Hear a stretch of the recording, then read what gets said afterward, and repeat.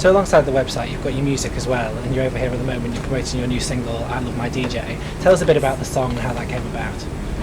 The I Love My DJ is actually the friendly version. The original version, which you can find on iTunes, find out what it's called. I Love My DJ. It actually started off, I usually go in the studio, I have a certain writing process. I go in there, and I talk to the producer, and the subject comes up. You know, I can talk about friends, what's going on, this and that person, and I talk about this DJ.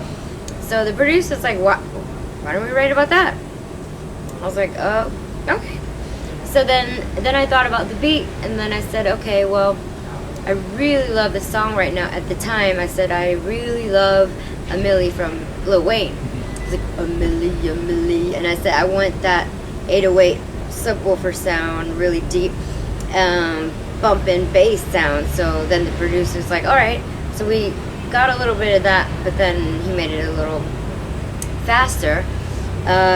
So from there, that's my writing process. And then I started writing, and then I come up with the chorus, and then it just kind of comes together, and then the song's made. I love it because you're in the studio and you don't think about anything else. You don't think about anything. You don't think about bills or anything. You're just in the studio thinking about music, and that's it. So. And you've also got your EP, Welcome to the Dark Side. Is that right? Just tell us a bit about that. I have my EP, Welcome to the Dark Side. I actually really love it. It's not made, you know, a lot of people try to make music to follow trends, and, you know, they're not following their heart. They just want to make trends to sell records. And I think that music should be something that you make because it's from your heart, you know? So Welcome to the Dark Side, I wanted to show people that I could sing. And the way we recorded, there's no auto-tune. We recorded it just like how they did it back then. Everything's live. We had Sia's keyboard player. They played on my record. Guns N' Roses played on the guitarist played on my tracks, and the celloist from Perfect Circle played on it. So it's a really beautifully made and nicely produced EP, and I just love it. I love it because the producer was really hard on me. Like, he made me sing it and sing it and sing it until I get it right, because a lot of other artists these days, with all the auto-tune and all that, they just go in and they fix it with auto-tune, but on my record there's no auto-tune. It's just me, and then if there's something off, he's like, we just leave that, because it's beautiful to have it raw. It's raw, you know, like we keep it like that. So I don't know, and it just shows more of I call it Welcome to the Dark Side, because it's something that I don't usually show the public, because the public's always like, oh, party girl, you know, party music. This is more of my other side that the public hasn't seen yet. So how do you balance the music with the website and all of the other things that you do? It must be quite hard. Oh my goodness. 10,000 cans of energy drinks a day. It's a lot of work. It's a lot of work. Sometimes I actually in my head I'm like, I feel like quitting a few projects just so I can relax. But then at the end of the day, I keep going, and then it starts to pay. It pays off, you know. I mean, I work really hard. I don't sleep for days on end, and I'm doing a million things at the same time. I'm doing a blog, and because that alone, most bloggers, that's their job. It's a full-time job, and that's all they have to do is wake up, they blog, do that all day, take a lunch break, go back to blog. But I do that, and I'm here in London, I'm traveling, and then when I get back from my performance, I stay up till 6 a.m. and try to put it in a blog, you know what I mean, as much as I can, and then go to the studio. So sometimes I do have to cancel a lot of things, like, for instance, my UK tour right now, I had to cancel a whole week because I was so busy. So it's just one at a time.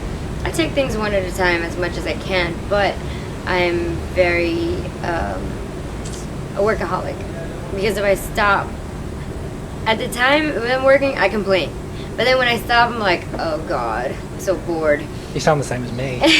I do that all the time. You can ask Miss Brandon. Yeah, like I'd just be like, oh my gosh, I need a vacation, you know, and then I go on vacation, and after 2 days, I'm like, oh God, I am so bored. Yeah. So do you ever look back at everything you've achieved and think, you know, you started off with MySpace and then you had the MTV show and now, you know, you're Miss Tila the mogul. Yes. I mean, do you ever look back at all that and just think, wow, you know, I have achieved all this and it's, you know, it's all down to you? Yeah, I do. I mean, I think that I'm the epitome of what the American dream is all about, you know, and the media likes to, you know, say things about me and misrepresent who I am. But, you know, I'm not like, oh, the other girls in Hollywood. They come from rich families. So therefore they're just famous because they're rich and they didn't do anything to get there. You know what I mean? So I worked really hard to get to where I am, and you know, it's the epitome of American dream. You know, my parents came from the war generation, from Vietnam, comes from America, and then I'm in Texas, and you know, trying to, you know, just make $1 out of 15 cents, quote Tupac, my favorite artist, and to do all that. And then I was featured in Time magazine, and I dominated every single magazine cover that I've ever wanted to do. I wanted to write a book, so then I became an author, and then I did everything on my own, and you know, without having help from anybody. So when people like to, you know, say bad things about me, it's like I don't care, because I know that I work really hard to get what I want, and that's why I'm here today. So the last question that we've got for you is, what else is coming up for you this year? What else can we expect from Miss Tila? Oh my God. Well, I just signed a production deal with a TV production company. One of the biggest ones in Los Angeles. They're really good. So I am going to be the executive producer, of course, and it's just going to be about how am I going to like everything I do in my life right now. It's crazy, and I'm like, my friends around me, like, or my coworkers, they're like, oh my God, every day I wake up, it's like I wake up to drama. It's like, what the, and I'm like cursing people out, and it's like, what is going on? Things pop up, people pop up out of the bushes. There's all kinds of drama every day, and then there's work, and there's traveling, and all kinds of things. So I'm like, all right, just put the camera on me and just follow. And you'll see what my life is like. You know, how do I juggle being a regular person, just a normal girl? I'm a normal girl, but then you try to balance that with all of the companies that I've built, and how do I handle that financially? Because in order to support all the companies, you need money to, you know, finance it. So how do you do that? So it's like, okay, so I want to do that, and maybe it'll help people, you know, because it's like, it'll show my hardships and my ups and downs. It's gonna be very raw. It's not gonna be fake edited stuff. I just want it to be raw. Like if I wake up with hair rollers and zits all over my face, then go ahead and film that.